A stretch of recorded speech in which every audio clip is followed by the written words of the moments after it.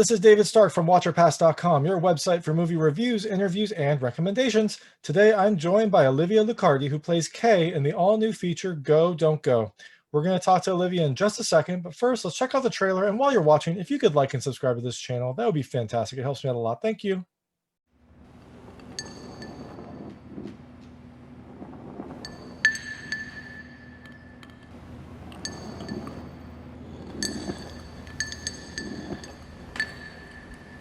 Adam. Adam.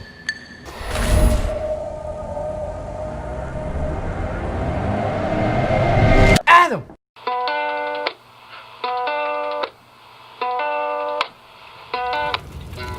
They were there. They were there.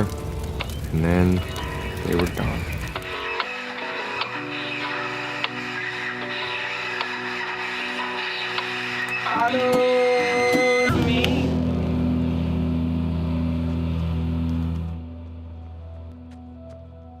The idea of you is the only thing keeping me alive.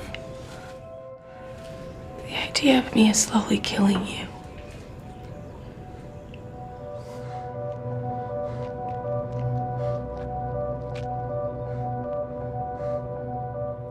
So thank you so much for joining me. This is Olivia Luccardi, who plays Kay in Go, Don't Go, which is being released digitally on January 12th, 2021. You know Olivia from, well, she's been in a lot of things, but you probably know her from It Follows or Orange is the New Black or The Deuce. And also she recently was in Paint, and now she's in Go, Don't Go. So Olivia, thank you so much for joining me. Thank you for having me. And so this movie is about a fake end of the world being released during our current end of the world. What was that like? I mean, what was that timing like, and how was that to promote? And did you all just, is this all fortuitous, or maybe fortuitous is the wrong word? Is this just a coincidence that this movie it's very serendipitous. It's Serendipitous, that's serendipitous. a It's good word. coincidental. Yeah. It's all of those things. So, I mean, we shot it a couple years ago. I want to say 2018. I probably should know that. I mean, it's it's 2018. This year has been like 4 years long, so everything just, anything before this year, that was like a decade ago. I don't even remember. Yeah, I've lost track of sense of time. Oh, sorry, hold on. No worries.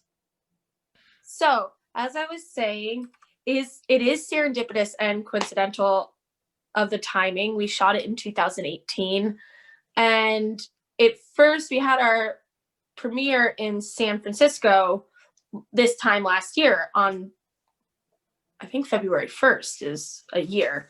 Oh, wow. So it was nice that we kind of got to see it out in the real world before our world fell apart. And I think that it's funny because, you know, obviously it's about this guy in a post-apocalyptic world dealing with isolation, not exactly in his house like we are now, but figuring out what it's like to be alone. And I use it as a comparison sort of for, you know, during this time of us being isolated in our normal life, and it really puts your core values in perspective and what you want in life in perspective, what makes you happy, where you want to spend your energy and stuff like that. And for Adam in the film, I mean, he's maybe going the more negative route with it, and he's spiraling down and out of control and thinking about the memories. Some people probably are, yeah.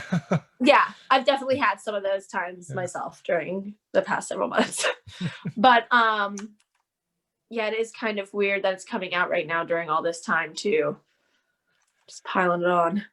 Yeah. Yeah, well, at least, who knows, right? I mean, 2021 is just starting, so who knows what could happen next, but you know, hopefully we're on the upswing, so this can be kind of a movie to remember, you know, an apocalypse that never happened. The beginning of the end. Yeah. And not that. I was talking to Alex earlier today, and I thought it was interesting. You've got this character who kind of stays in his routines to kind of find a sense of normalcy, or maybe answer some questions he has, or just kind of not deal with the current situation. And I found that interesting because I myself in this isolation kind of noticed as well, if I'm following my routines, everything feels better. Like I generally feel better about myself. And then also, like, I look forward to the weekends again because I'm kind of doing my normal routines. Whereas I think there was a very very real possibility that if you don't do that, then you could just kind of, it could all just become more of the same. So I wonder, during this, I know an actor's life is very different from a normal working slob like myself, but have you kind of also done, tried to stick to your routines or had something to kind of deal with this quarantine time? Well, during this quarantine, I've really delved into my laziness hole. I've always been a sort of lazy person. It's like either like I'm the laziest like schmuck in the world, or I'm like natural Red Bull crack and I'm like running all over the place. But during this, yeah, I've leaned into the schmuck side, and now I'm starting to have routines again. Literally kind of just started like right after Christmas, and I was like, I need to start walking again. I need to start doing stuff. So I'm trying to give myself like once a week, do something creative, walk every day, and try to do some more things for myself as well. Just like, I don't know. I need I need something now. I need to have some sort of activities. Yeah. I'm tired of TV. Never thought I would say that, but you've watched all of Netflix and now it's time to move on. I mean, I think a lot of people kind of ran into that at some point during this time, because it's been so long. I mean, I think back of it, it's been almost a year. Like the repetition can definitely get to you. So I think, find your creative outlet is definitely a good, a good way to kind of introduce some newness into this world, other than the fact that the world is kind of introducing all sorts of terrible new things, day after day. But in your own personal routine, it's good to kind of branch out and try new things and find new hobbies or talents. Your IMDb page says you have like 4 new releases this year. So I hope that I can be that lazy some year, because 4 new releases in a lazy year is pretty great. They're all old films. That's the thing. Like I had a film, Vienna and the Phantoms, come out. God, I don't know when, during quarantine. I know that much. June, maybe? Oh, it says 2020, so we'll go. Yeah, it was sometime in 2020, but we shot that 6 years ago. So it just came out. I mean, me and the cast were kind of like joking, like, is it really going to come out? And the day that it came out, one of the actresses messaged me and she's like, wait, is this real? And I was like, yeah, no, it's out. It actually came out. Finally. Surprise. Yeah, so that came out, and then Paint as well, and Go Don't Go is the latest one coming out. And then Drunk Parents with the Alec Baldwin and Salma Hayek, that went on Netflix. So that got seen a lot this year. So I got a lot of random ones like, you just popped up in a movie. And I was like, I did pop up in that movie. I'm there. Perfect. I mean, Drunk Parents is basically how we're dealing with the quarantine. So it works out pretty well. Everything is very like, except for Vienna and the Phantoms, they're like traveling and definitely not like abiding social distancing, but everything else is pretty on point for all. So trying to think back 15 years ago when you first found this movie before 2020, how did you find Go Don't Go? How did you kind of get attached to this film? Was it and I know it's kind of Alex's brainchild, but kind of how did you get involved in this? So I met Alex through his girlfriend, Fiona, who I have known since we were little through our parents. So in that upstate area of Chatham, New York, in the Hudson Valley, that's where I went to high school. So he reached out, I believe she reached out about allowing him to reach out, like, hey, can I give my boyfriend your number? He wants to like write you about something. I was like, sure. So, he gave it to me, he pitched it to me, and I really liked it. I just thought it was like a nice script, and I'm someone that I really do like to have I like films that really keep you in the moment, and it gives you like sort of like a snippet of life, but in a longer sense. It's not just like rushed through, if that makes sense. So it was just, I liked it. I just liked it, and he had some cool people attached to it. It was filming upstate, and I'm someone that's always pretty willing to like help friends with their creative projects. I mean, what's the point of having any sort of stardom, or like even like with money? Like, what's the point of having it if you don't help people that you care about, or help people pursue the dreams that they want to do? So, and like him acting, directing, and writing it all, I mean, why not help someone with that love child, you know? Yeah, no, definitely. That's he took on a lot for his kind of first feature, and I Yeah. think I was talking to him, and I don't know if you have thoughts as well. It feels very polished for a first indie film. I mean, the cinematography is really nice. Like, it's very kind of subtle, and like you said, in the moment, I think is a good way to just describe it. Mhm. And the story kind of, it doesn't rush, which is, I think is probably a testament to kind of how much he thought this out.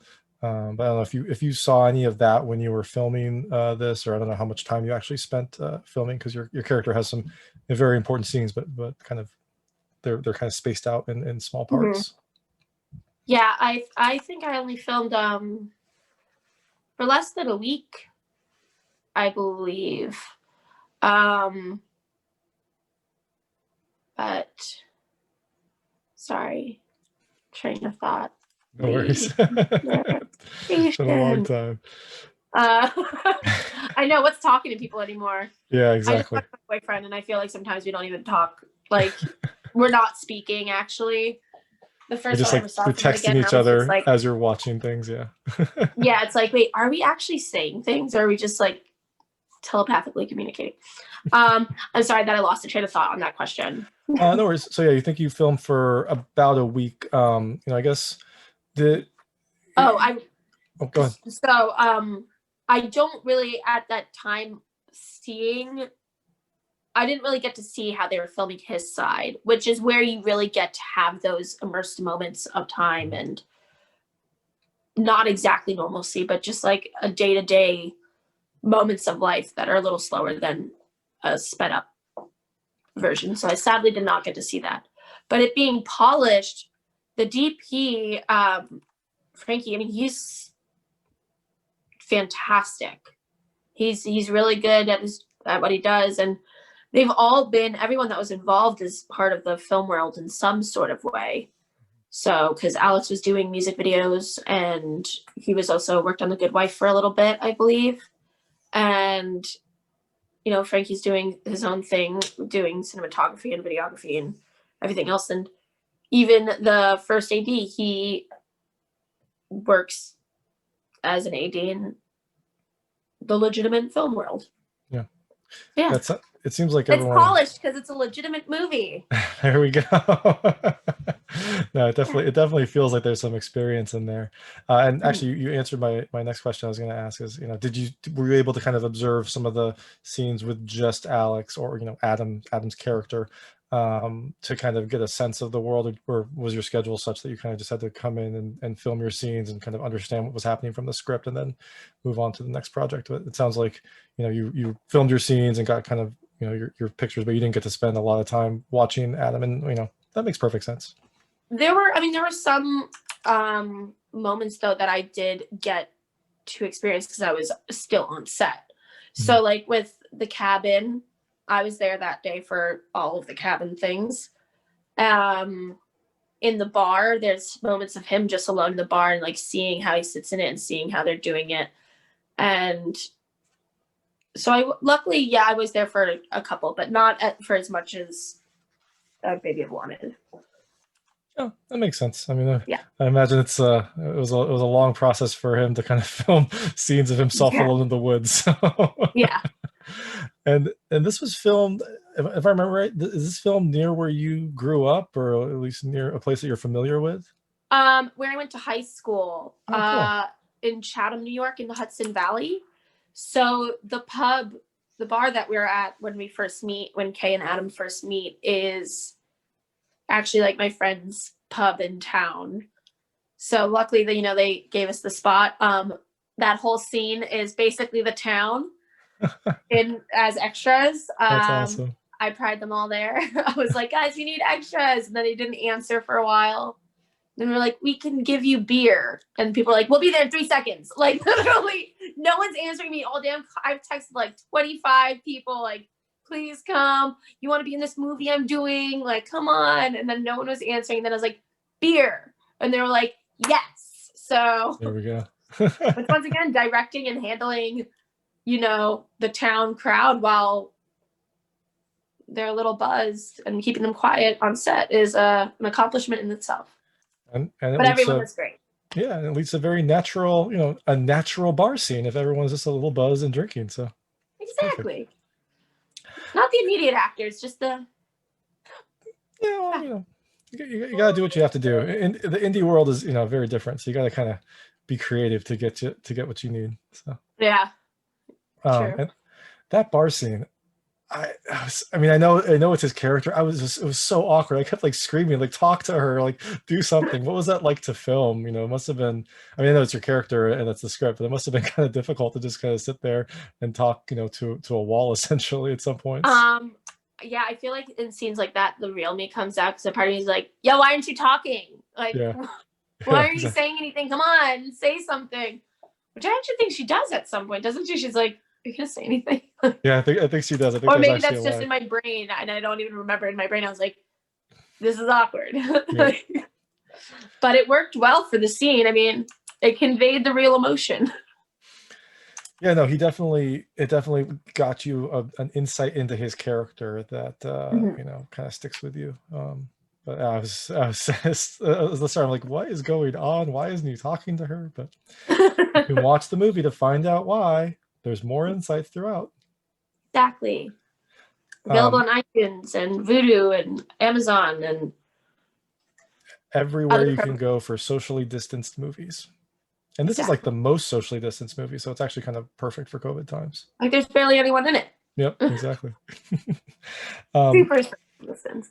And so, you mentioned kind of, doing that as a favor to a friend and whatnot. Did you do anything else to kind of help promote the film and get it made, other than obviously getting all the extras, which is huge? Like, are there any other things that you kind of helped out with or to get this film kind of off the ground and moving? It was really great. Alex was for it. I mean, he was listened to like any little insight I had, which wasn't much, but he listened, which did help. And doing interviews with fine people like you and helping promote it as much as I can. Sadly, I'm not on social media much anymore during the pandemic. So I feel like I should be posting about it more, but I'm just not there right now. And then with everything happening in the world, I'm like, I don't think I should be posting this right now. Wish it could be more. With everything going on, maybe being off social media is not a bad thing. Although if you're a fan of watcherpass.com on any of our many social media platforms, you should stay, clearly. But podcasts are different. Yeah. They're totally different. But yeah, no, that makes perfect sense. So now I just like to move, I call it the lightning round. It's just very short, lightweight questions about the film, kind of to see how things in the film relate to you. You can feel free to pass on any of them. I'm not going to be offended, but I try to keep them very answerable. So, all right. So baseball is prominently featured in this movie. Did you play baseball, softball, anything like that? I was a soccer girl. Soccer? Oh, excellent. What position did you play? Anything that got me to run. I was not good at goalie though. Okay. Not that. Yeah, you don't run much as a goalie, so that makes perfect sense. No, my ADD needed to go. That's why I was in soccer. Yeah. So actually, I think Tim Howard has like a very mild form of Tourette's, which kind of means he's like constantly having to move, and that's why he's also such a great goalkeeper, because he never really switches off. He's kind of always on, and so he never kind of has lapses because he's always focusing. Perfect focusing coordination, and just sit there like, I'm going. Yeah, exactly. And if he doesn't, I'm very sorry, Tim Howard. You were a treasure to America, and thank you for all of your times in goal. Yeah. So Adam wakes up very early in this film, I think, to kind of keep his sense of normalcy. Are you kind of an early riser? Or are you more of a night owl, or somewhere in between? I fall asleep by 8. I am awake by 4:35. That's amazing. That is fantastic. Sort of. I'm learning to own it. It's weird because I worked nightlife for so long in my life, and now the fact that it's like, really, once the sun is down, like I'm out. I'm definitely not awake by 9:30. Yeah. So. Well, yeah. This is the perfect time to kind of own that and do that. So. Yeah. So let's say you are now the last person on Earth. what do you want to have, or what do you have to survive?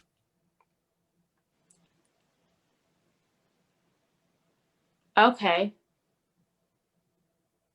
This isn't a lightning answer. This is a thinker. Yeah, well, okay. First thing to come to mind. I would have a knife, obviously. Good. I would have a knife. I would have paper clips. They're pokies. They're good. Yeah. They're good for, you know. There was like something I was thinking the other day. I was like, yo, if you were like in a zombie apocalypse, this is what you would want. And now I can't remember. Cocoa butter. That's what I need. That. There you go. I can't stand dry hands. Yeah. Yeah. That makes perfect sense. To keep my sanity, I need cocoa butter. Yeah, well, you don't want to constantly be in pain, so that makes perfect sense. Exactly. My answer is very kind of pathetic. It'd be like a Tesla Powerwall, so I could have power still. But if it was like, what would I do? If there was like no one in the world, I would climb to the top of the Brooklyn Bridge. Awesome. Yeah. Like, well, the very top, like yeah, like I want to be on top of the towers. I've always wanted to do that since I was a kid, so that's what I would do. There you go. That's a good answer too.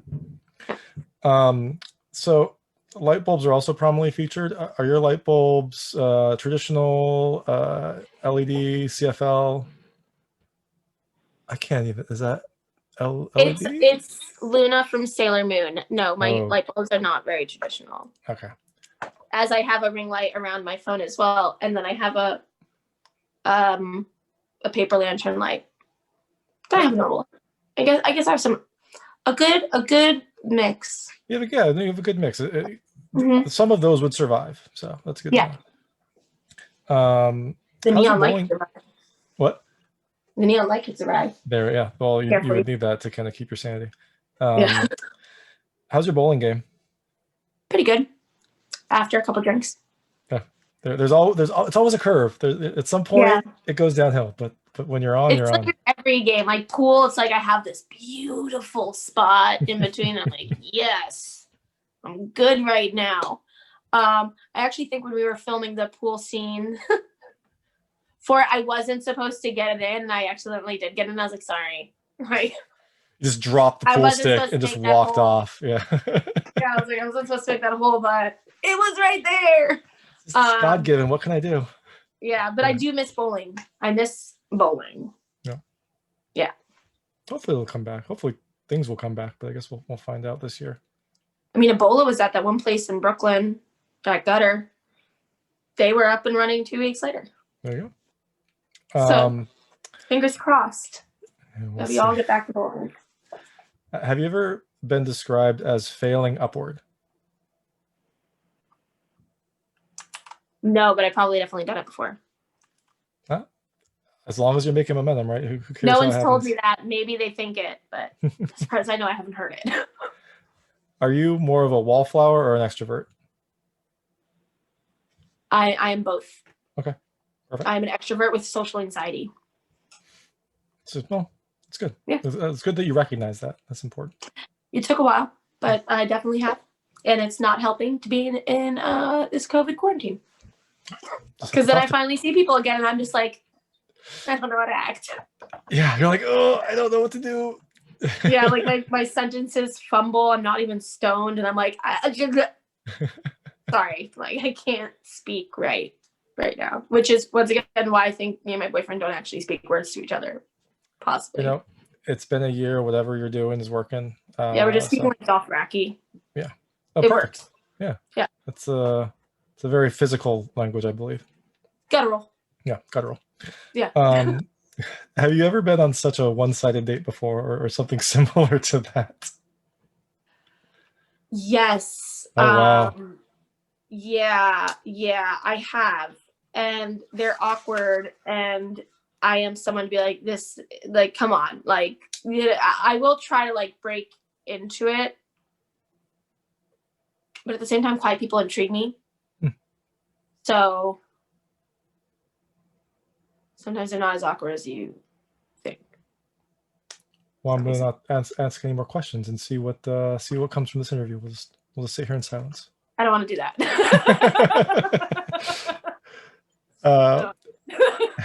Have you ever achieved like some goal that you were really working towards, and then when you finally got it, you're just like, eh, like it wasn't this big epiphany or this, giant accomplishment?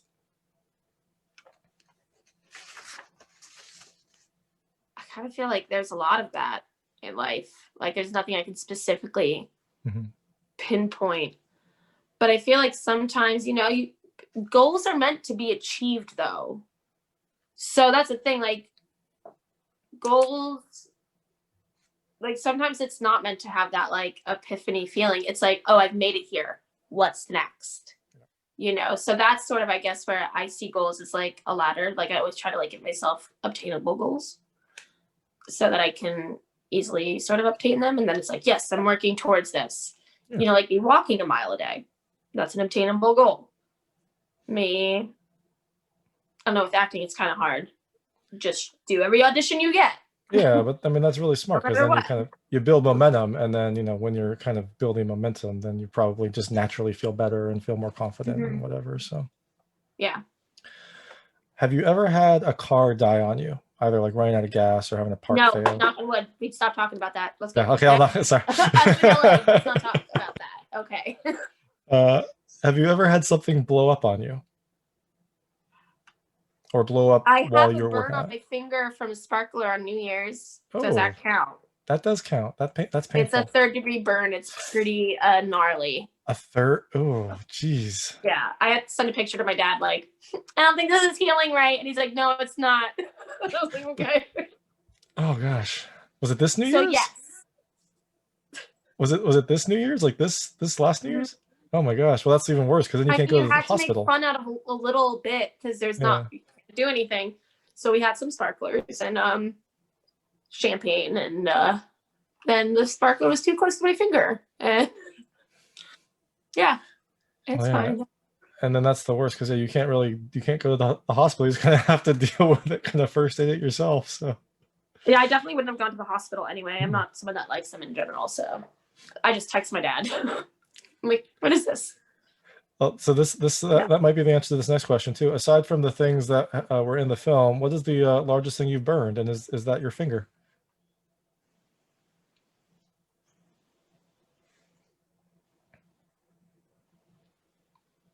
You don't have to answer. Also, I feel like a pyro right now. Like I'm just painting this grin on my face. Like, yeah, what have I burned? I do love fireworks. Okay. When I was a kid, me and my sister would go to Italy with my dad because he's from Rome, and on New Year's we would get a bunch of fireworks in Rome and Roman candles, and we would go on the terrace and let them go.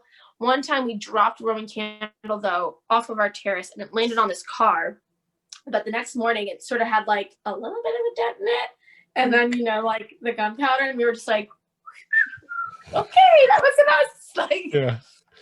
wasn't us. Running to the embassy, just trying to get out. Yeah, just like, oh, no. Yeah.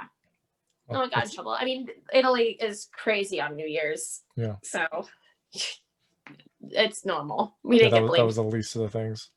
Yeah. Well, awesome. So now that the film is coming out and you're promoting it, what's next for you? What do you have on the horizon? Hopefully another job. Let's put that out there. Me too. Just back to the auditioning board, Zoom room now, because you don't go in person. So just back to auditioning and hopefully finding something awesome that will take some of my time away from being lazy. There you go. And yeah, hopefully the industry kind of figures out how to kind of restart up, because I do feel like it's been kind of dormant. You hear about some productions and things like that, but it seems like a very things are happening, but you have to remember that it's still Christmas, New Year's. There's always that shutdown, so it's just coming back up. Like I did an audition earlier today, awesome. Like doing like a self tape. So it is there. I have a friend leaving next week to go do a movie. I think it's going to be getting away from metropolis areas.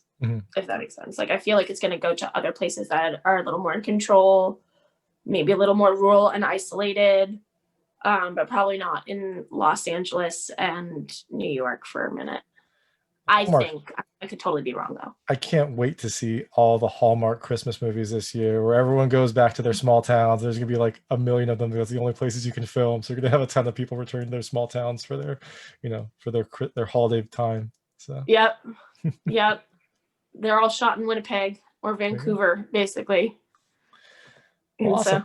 Well, thank you so much for joining me and talking about Go Don't Go. It's available January 12th, 2021, and this is Olivia Luccardi. She plays Kay. So thank you so much. Thank you so much for having me. That was Olivia Luccardi, who plays Kay in Go Don't Go. Go Don't Go is available digitally on January 12th, 2021, so you can watch a movie about an apocalypse in the comfort of your own home now that we've survived this last one. If you like this interview, please like and subscribe to this channel. It helps me out a lot to make sure all of my new interviews go straight to you. And as always, please go to watchyourpast.com for all your movie reviews, interviews, and recommendations. Thank you.